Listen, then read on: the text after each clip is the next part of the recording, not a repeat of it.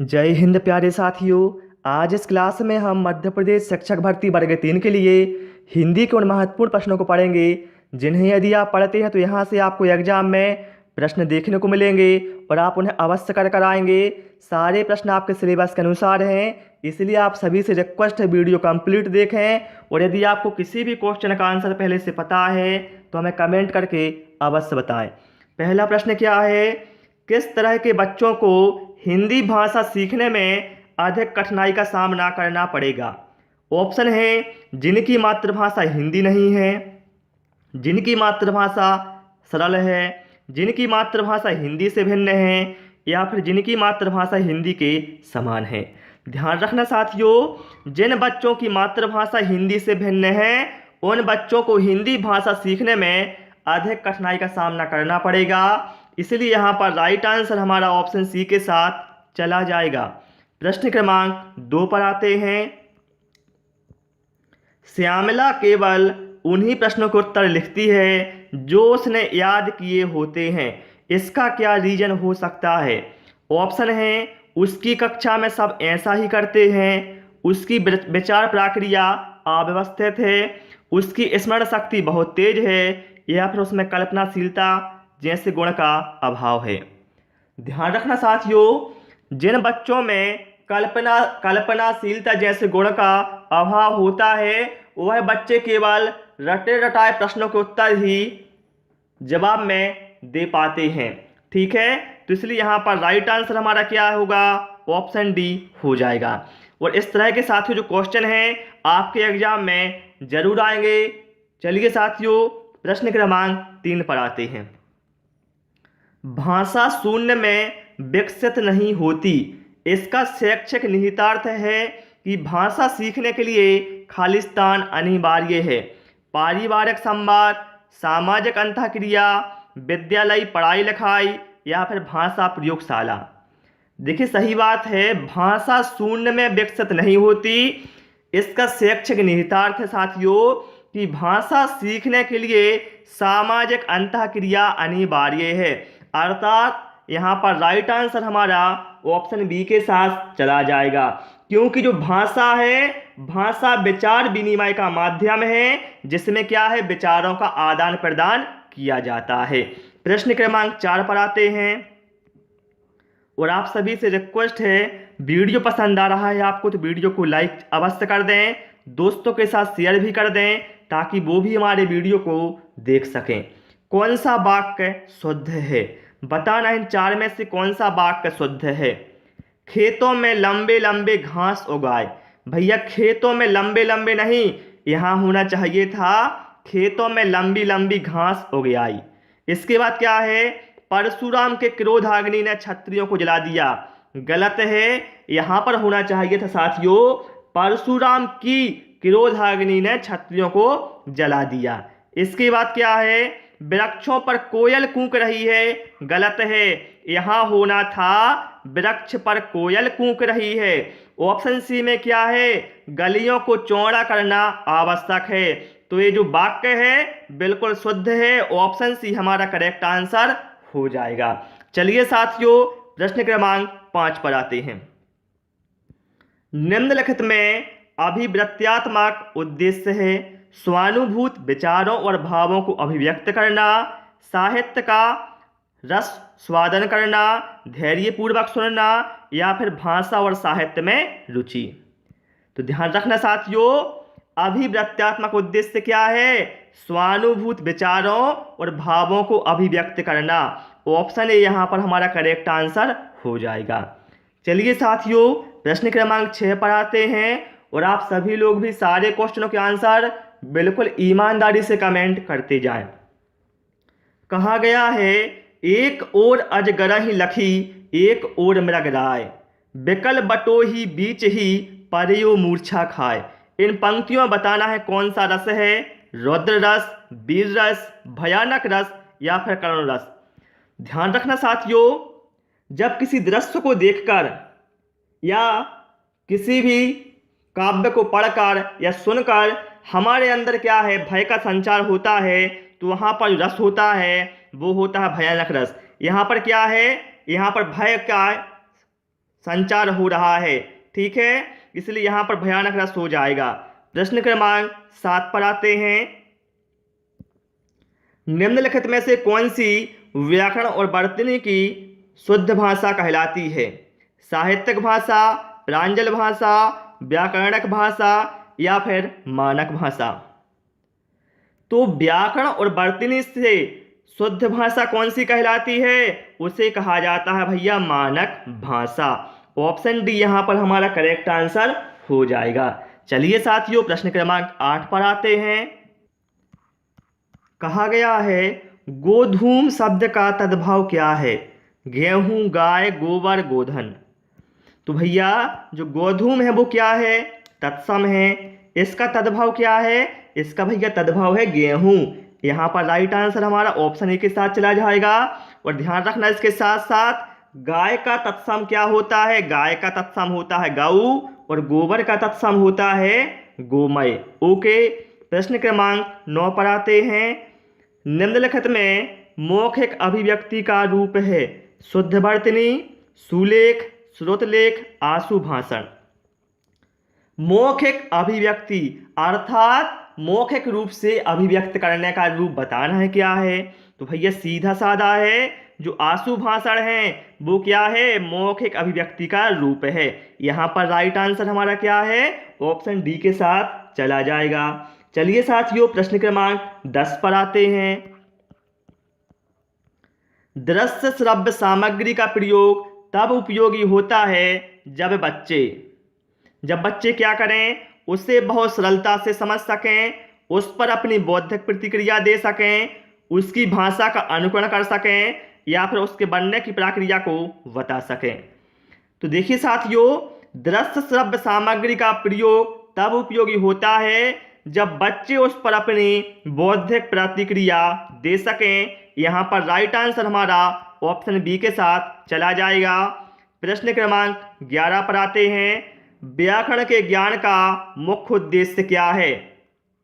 व्याकरण का ज्ञान, इसका मुख्य उद्देश्य क्या है? भाषा प्रयोग में व्याकरण का ध्यान रखना, भाषा प्रयोग में अति शुद्धतावादी होना, व्याकरणिक बिंदुओं की परिभाषा याद करना या फिर व्याकरण तत्वों की सूची बनाना।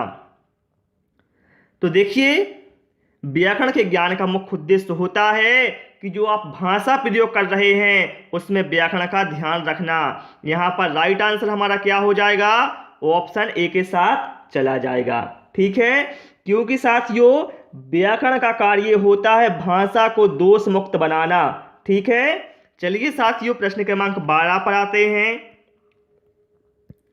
जब बच्चे भाषा से भिन्न कोई विषय पढ़ते हैं तो वे क्या है? जब बच्चे भाषा से भिन्न कोई विषय पढ़ते हैं तो वे क्या करते हैं? साथ साथ भाषा भी सीखते हैं, साथ साथ परीक्षा की तैयारी भी करते हैं, या फिर केवल अवधारणा ही बना पाते हैं या केवल विषय ही पढ़ते हैं। तो जब बच्चे भाषा से भिन्न कोई विषय पढ़ते हैं तो साथियों बच्चे साथ साथ भाषा भी सीखते हैं। यहाँ पर राइट आंसर हमारा क्या है? ऑप्शन ए के साथ चला जाएगा। प्रश्न क्रमांक 13 पर आते हैं। निम्न में से किस शब्द की वर्तनी सही है? बताएं भैया कौन सी वर्तनी सही है इन 4 में से? तो ध्यान रखना साथियों, यहाँ पर अनुगृहीत, भैया अनुगृहीत कैसे लिखा जाता है? अनुगृहीत भाई लिखा जाता है इस तरह से। तो ऐसा दिया है हमें ऑप्शन बी में, जो बिल्कुल हमारा करेक्ट आंसर हो जाएगा। प्रश्न क्रमांक 14 पर आते हैं। भाषा शिक्षक में होना आवश्यक नहीं है। बताएं आप लोग इन 4 में से भाषा शिक्षक में क्या होना आवश्यक नहीं है?